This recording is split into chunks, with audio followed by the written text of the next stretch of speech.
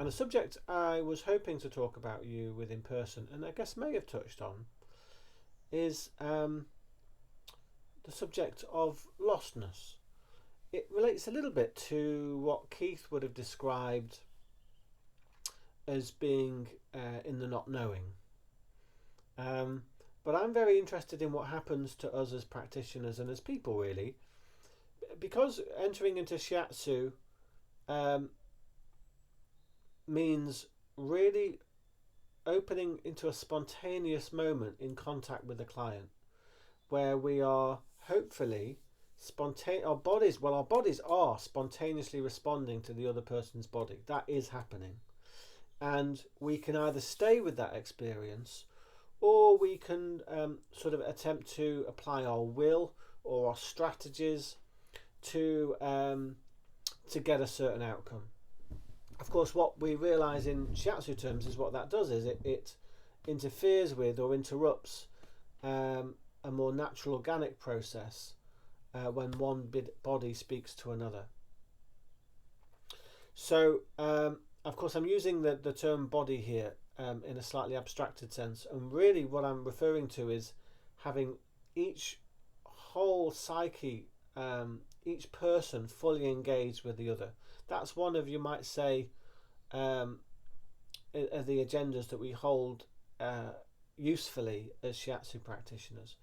What that immersion then results in can be at times a kind of lostness, which a lot of people feel shame around and can go into some sense of failure about, and then attempt to rectify.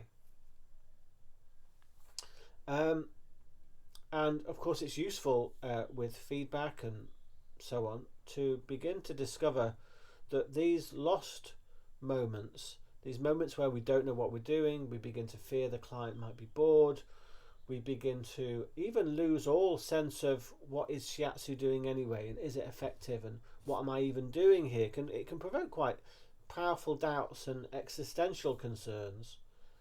And I'm sure most, if not all of you, are familiar with that kind of territory.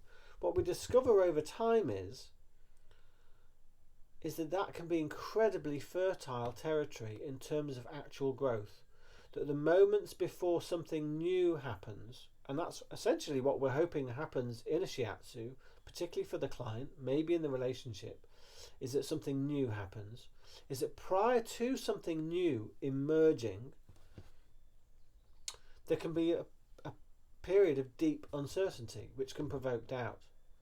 Now, I have a poem here by David Waggoner, and what inspired him was advice he heard from, I believe it was the Dakota Native Americans. The elders would give advice to the children should they get lost in the woods. And when I heard this poem, it really struck a chord with me for certain aspects and threads of our journey as shiatsu practitioners. So I'll read this out, and then I hope to expand on this a little bit and explore why I'm referring to this within the shiatsu context. So this is called Lost by David Waggoner.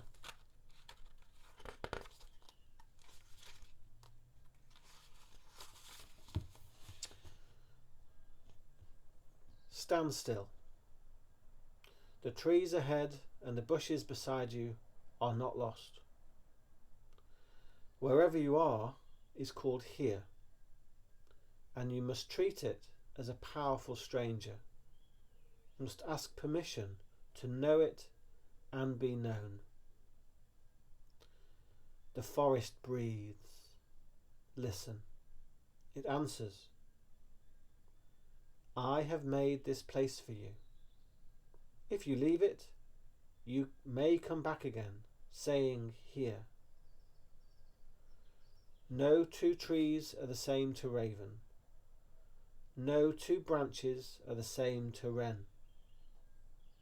If what a tree or a bush does is lost on you, you are surely lost. Stand still. The forest knows where you are. You must let it find you. I'm going to read that one more time. Stand still. The trees ahead and the bushes beside you are not lost. Wherever you are is called here, and you must treat it as a powerful stranger, must ask permission to know it and be known. The forest breathes. Listen. It answers. I have made this place around you. If you leave it, you may come back again, saying here. No two trees are the same to raven. No two branches are the same to wren. If what a tree or a bush does is lost on you, you are surely lost. Stand still. The forest knows where you are. You must let it find you. For me, there's so much in that poem that resonates with my experience as a shiatsu practitioner, as a therapist. But what's standing out to me now, and what I want to convey to begin with, is that very last line, you must let it find you. Of course, in this context, they're talking about the forest. And they're talking about the forest as a being to be encountered. And of course, as we do shiatsu, we're working with a person who we're also encountering. And the invitation there is, come here, be now, and let them find you. Let them find you. To what extent are you revealing yourself in the shiatsu? Because it'll be through that you touch more and you touch deeper. And of course it'll be in that process that they reveal more and will allow themselves to be touched and to be moved. And time and again in this poem there's little references to be here, be in this moment, which of course corresponds directly to a lot of the teaching we use at the school. And then that wonderful quality of let it find you. And when we're feeling lost, we're less in control, we're less invested in our persona, our version of what we consider to be our acceptable self, which of course is a very important function, but one that we've devised through our woundings. And as we're less invested in that acceptable self, a different self emerges in contact with the client, and it reminds them that they don't have to be so invested in their acceptable self.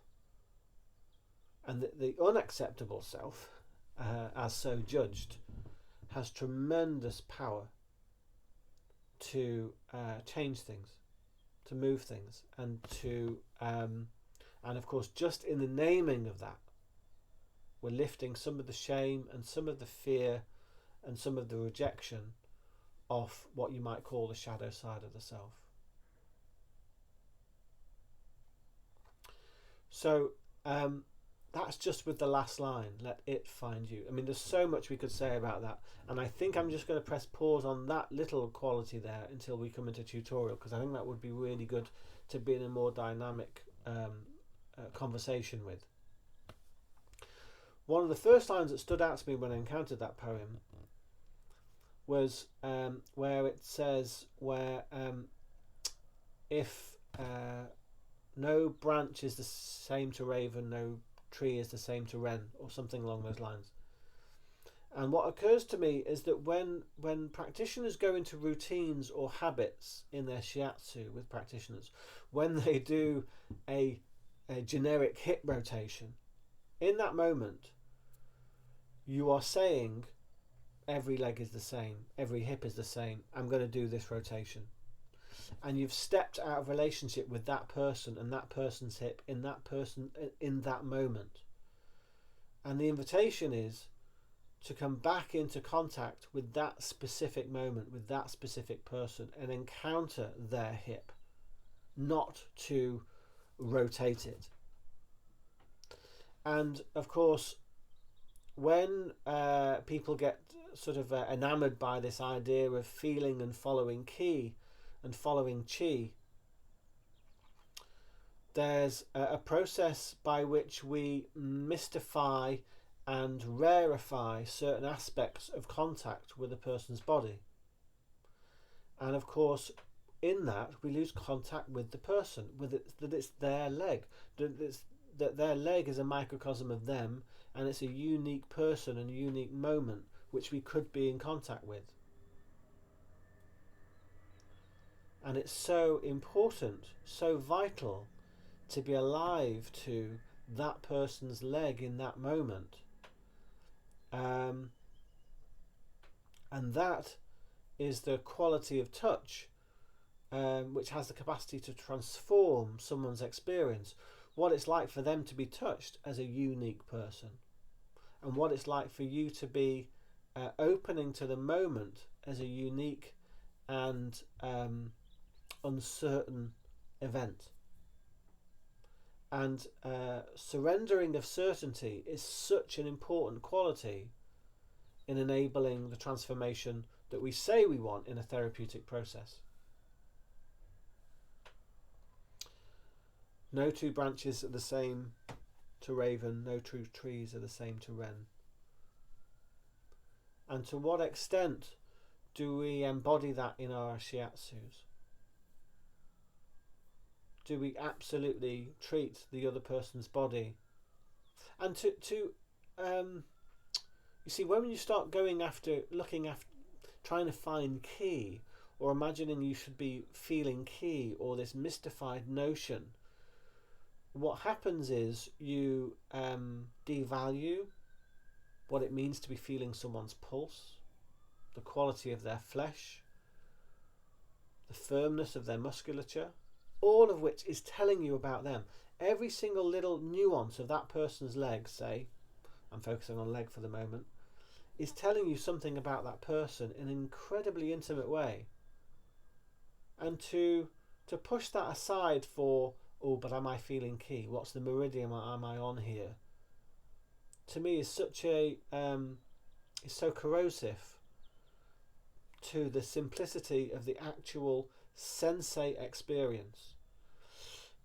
And so often with the notion of ki and meridians and so on, people are pursuing an abstracted contact with what is basically a person, and that's where we miss the landscape for the map. We focus on the map and we forget the map, the use of it, which is useful. It's great having a map, meridians and all of these sorts of things, but not if you only stay with the map and you miss the landscape. And of course, what we're trying to do at the school is invite you to notice the landscape itself and the ways in which you edit that out, and you're clinging to the sense of a map as and of course maps are invested in not getting lost.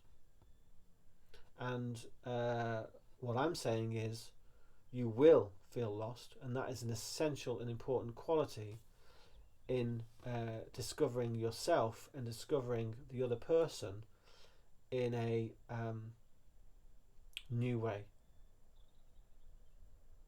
Letting the actual moment of intimacy be an actual discovery, and not just another good treatment or something that was satisfying in a cosmetic way, i.e. it relaxed or it felt good.